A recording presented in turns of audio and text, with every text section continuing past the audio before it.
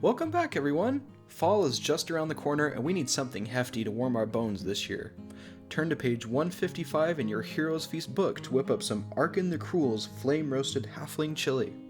As I was reading through this, I didn't necessarily agree with the order that some of the stuff was put in, so I just kind of went off and did my own thing.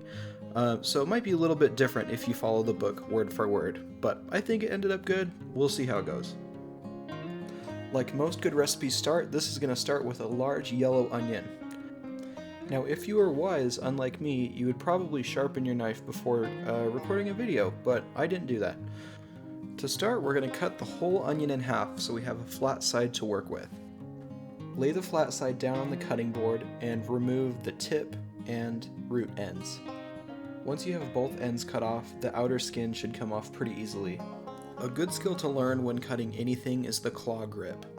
Use your fingertips curled in slightly to hold on to whatever you're cutting, and use your knuckles to guide the blade where it needs to go. This should prevent any cuts and gives you a good grip.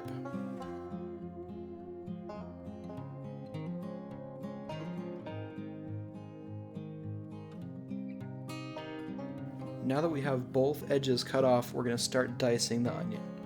You want to keep the root end intact, and you can tell which end is the root end by looking at the layers on the inside.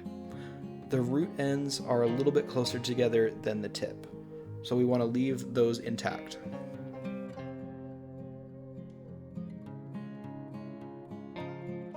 To start the dice, we're going to make some vertical cuts going straight down the onion.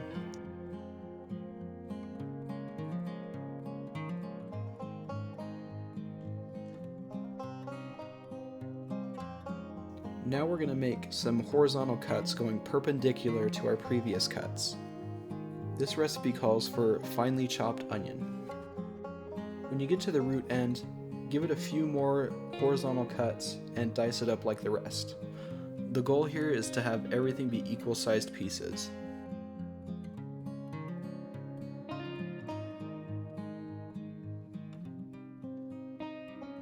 Remember to keep your station clean and do the same thing to the other half.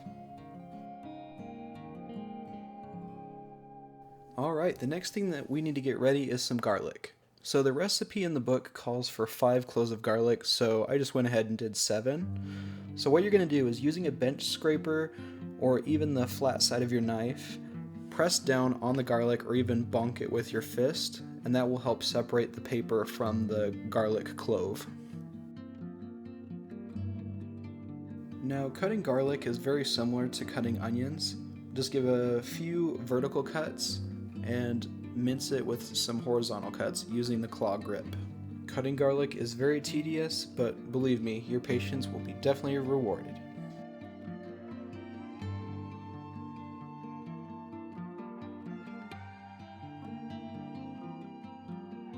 Alright, our mise en place is ready. Now it's time to start cooking. In the words of the great chef Jean-Pierre, oignon is always number one, except for when there's bacon. So there is bacon, so bacon is going in right now. Add a few pieces of bacon into a large pot and cook until the fat is rendered and lightly crispy. When the bacon is done, put it on a wire rack and set it to the side.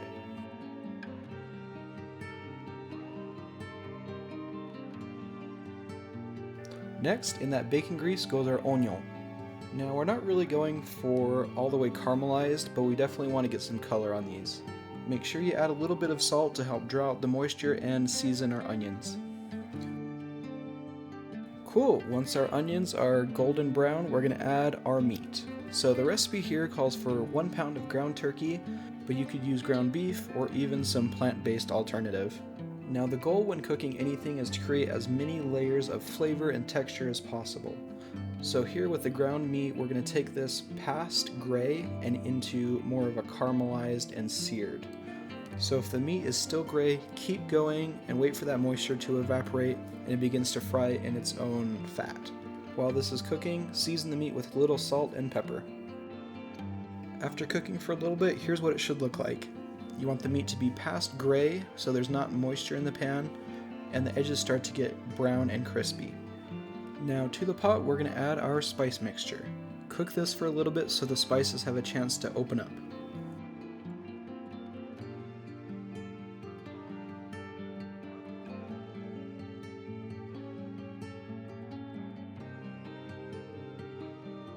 Now the next thing we're going to add is our minced garlic.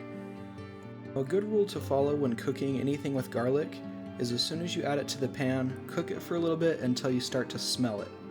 As soon as you smell it, you can add your tomatoes or broth or whatever you're cooking with, and that will slow down the cooking process and trap that garlic aroma and taste into your sauce or soup. The next thing to go into the pot is one 15-ounce can of tomato puree and 2 teaspoons of dark or light brown sugar.